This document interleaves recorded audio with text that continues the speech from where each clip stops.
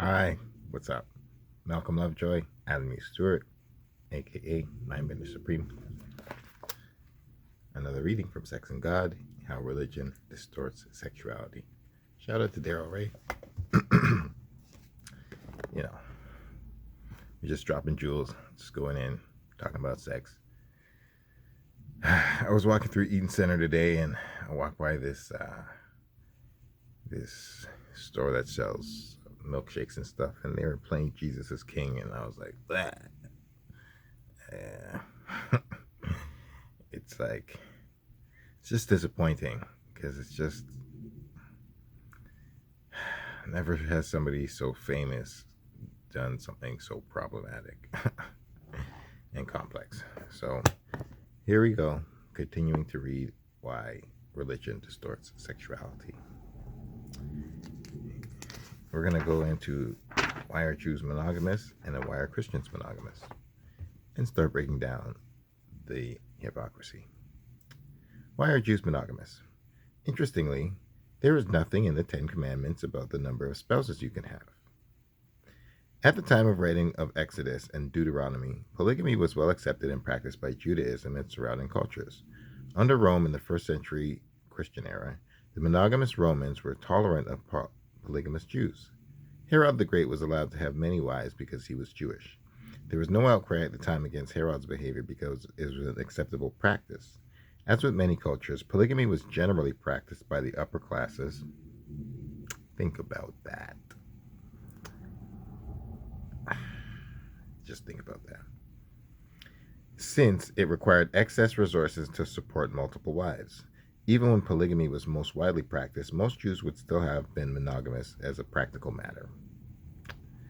Probably as a result of 300 years of domination by the monogamous Greeks and Romans, polygamy slowly lost favor even in the upper classes. But polygamy was not formally outlawed in Judaism until the 11th century. So now, why are Christians monogamous? Jesus said nothing against polygamy, even though he undoubtedly saw it practiced by his Jewish contemporaries. No later Christian author in the New Testament condemns the practice either. A reference in 1 Timothy 3:12 indicates polygamy was practiced among Christians. Deacons must be husbands of only one wife. Some Christians must have had more than one wife, otherwise, why make that a requirement?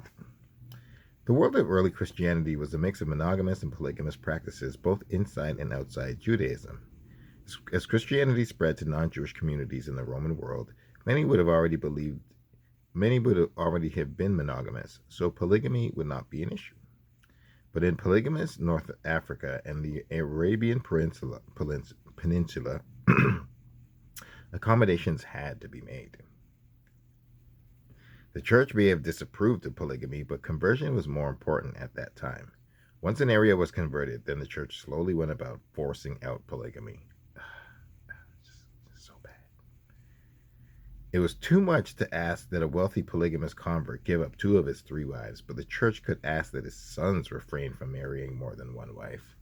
Yeah. As a result, the early church is largely silent on the issue so as not to alienate possible converts and gain access to wealth. Yeah, they're playing the long game. It's just, and look what we got thousands of years later. Christianity's views on monogamy are not based on scripture, and early church leaders had difficulty condemning polygamy. All the key players in the Old Testament were polygamous. Augustine, lived in 354 to 430 Christian era, did not condemn the patriarchs for their polygamous ways, but said that polygamy was no longer necessary. He created a tortured argument and taught that the reason why patriarchs had many wives was simply because they wanted more children. Therefore, he said that they needed to produce many children. He said that the need to produce that many children was past, so monogamy was more acceptable. He never actually condemned polygamy, so if you're confused by this argument, you're not alone. The Bible is confusing. Some Christians were probably polygamous for the first few centuries, but Christianity was more of a movement of the lower classes who were monogamous already. Thus, from the beginning, monogamy would have been the norm, simply because it was a lower class religion. It was not until the 5th century that the church formally outlawed it. Then it became a bedrock principle. But the issue was still cropping up in Martin Luther's time, 1,000 years after Augustine.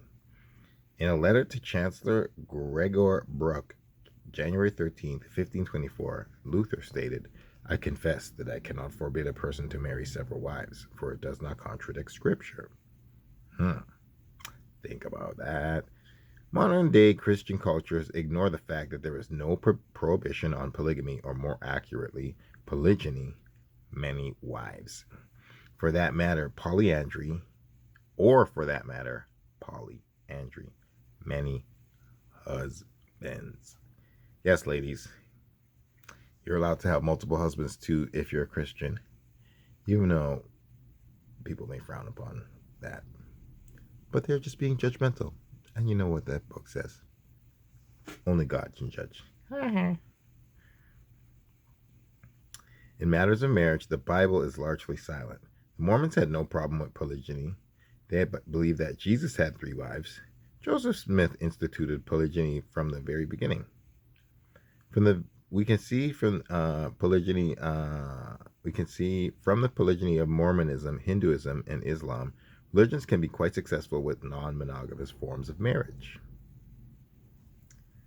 Christian monogamy was a function of the cultural pressures of the first 3 centuries. At the same time, a severe type of monogamy evolved in Christianity. Sexual pleasure within marriage is not discussed or encouraged in the New Testament. Shame. The ante-Nicene Fathers are downright hostile to the notion of sexual pleasure. Their belief that Jesus may return any day to judge you meant that you had better be sexually pure at all times or you might end up in hell. That's just ridiculous. It's 2019. When are you going to stop believing that feeling good is a bad thing? The concept of an all-knowing, voyeuristic, and vengeful God created a religion of strong guilt and fear around sex. So to answer the question that we began with in the title of this chapter, did Jesus masturbate? If he existed, he probably did at some point in his adolescence. It would be the rare boy who does not experiment with his own body. On the other hand, some people are born asexual.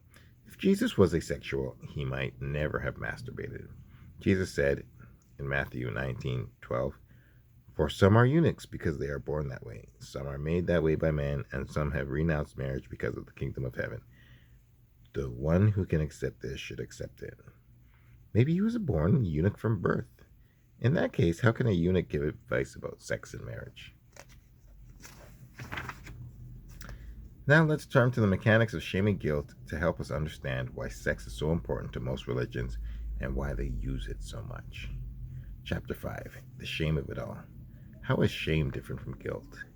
How does shame work to keep people religiously infected and in line? How is shame different in Islam versus Christianity? I'm just going to guess. Shame is projected outward and guilt is projected inward. I don't know. It's probably not that simple, but that's just what I'm guessing. Okay, I'm just going to read the first chapter of Shame and Guilt, and then we're going to call it a night, because it's been fun. Shame versus guilt. Religious guilt and shame are the primary tools of most organized religions, but they are used to different degrees and in different ways. Why does Islam or Hinduism use one sexual system and Christianity another? Much of the answer to this question may be found in how these religions use shame and guilt. For purposes of our own discussion, let's define religious guilt as the feeling you get when you know that you have violated a rule or moral principle. No one else may know of your action, but an all voyeuristic God knows. Guilt is something that, once programmed, can function without anyone else knowing. If you are taught that masturbation is against God's law, then whenever you do it, you will feel guilt even though no one knows you did it. That's it. Inside you. Why would you feel guilty about? That's like feeling guilty for brushing your teeth, or washing your hair, or cutting your toenails. Like, why would you feel guilty about taking care of your body? It's just ridiculous. Shame is a deeper emotion, one that incorporates one's identity as well as the judgment of other people. Bingo! It is the idea that a certain behavior makes you a bad, damaged, or diseased person. A Muslim woman is taught from birth that anyone who loses excuse me. Ooh. A Muslim woman is taught that from birth that anyone who loses her virginity before marriage is eternally damaged. So sad. She becomes like a diseased and filthy person to God and her community. Such a belief creates both terror and a focus on avoiding behavior that might lead to shame. She has told stories and shown examples of women who violated this law of God. She is told in everyday conversation, the idea is associated with defilement, dirt, disease, and as well as the loss of social connection, status, and support. A defiled woman is the target of social ostracism and abuse. It is remarkably parallel to the Button story in chapter 1. Yeah. If you were with this in the first couple readings, you probably heard that. So yes, there is an entirely different level of programming than guilt in this. With shame, the very thought of engaging in a given behavior evokes associations of disease and ostracism. Actually, doing the behavior creates huge emotional turmoil. Feelings of filth and uncleanliness may overwhelm the person, making him or her feel worthless, or them. In other words, shame leaves a deep psychological mark. Here's a story that illustrates this point from an American Muslim who is now an atheist. Save yourself. When I started maturing, my mother came into my room and sat down and said, "Never touch yourself. It will ruin your marriage." That was the extent of my sex education. Oh, no. I knew what she meant, but I had never had the urge to that point. Over the next year, I began to have urges and thoughts. I resisted doing anything for almost 2 years, and one night I succumbed and gave myself my first orgasm. Yay! The next morning, I was so ashamed that I became sick. I stayed home from school. I cannot express the feelings of filth, disgust, and horror I experienced. Oh, that's sad. I was afraid that I had already ruined my marriage at 14 years of age. Oh, that's really unfortunate. I wonder if my future husband would be able to tell and would reject me. Not long after, I became very religious. I hope to show my devotion to Allah and to find a way out of my shame. While I mostly resisted, ever so often I would succumb, and the whole process would start again with an even stronger devotion to Allah. Yeesh. Fortunately, this woman left Islam and happily masturbates or has sex with her boyfriend without any shame or guilt. Her ordeal, however, is shared by millions of women in Islam as well as Christianity, Hinduism, Mormonism, and many other religions. Sad, sad, sad. People should be allowed to enjoy their own bodies. It's their body. Due to its deep-rooted nature, shame is far harder to erase than guilt. The shamed person actually creates a new identity that incorporates a permanent condition of defilement. Guilt may be forgiven with a prayer or confession, but shame indelibly marks the identity. The shamed person may feel so defiled or diseased that she may engage in irrational, self-defeating behaviors. Often she dives deeper into religion, hoping to get some relief. Shame is often more destructive than guilt, which is why I will focus on it here. And next time, we will go into shame and family. So, yeah. I hope you're not feeling any shame or guilt. Actually, ironically, this is the beginning of NoFap November. And I ain't participating in that. I mean, I don't know what the purpose is.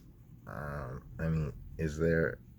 It actually increases your chances for prostate cancer to not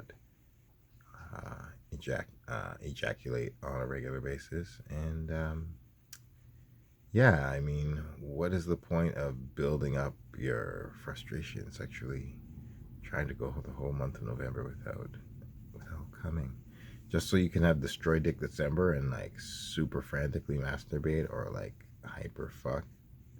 Like, I don't know what the point is, but I just know that I'm not participating. So I'm gonna masturbate very well this month, and I'm not gonna be thinking about you guys who are masturbating. I'm gonna be thinking about the beautiful people I'm looking at.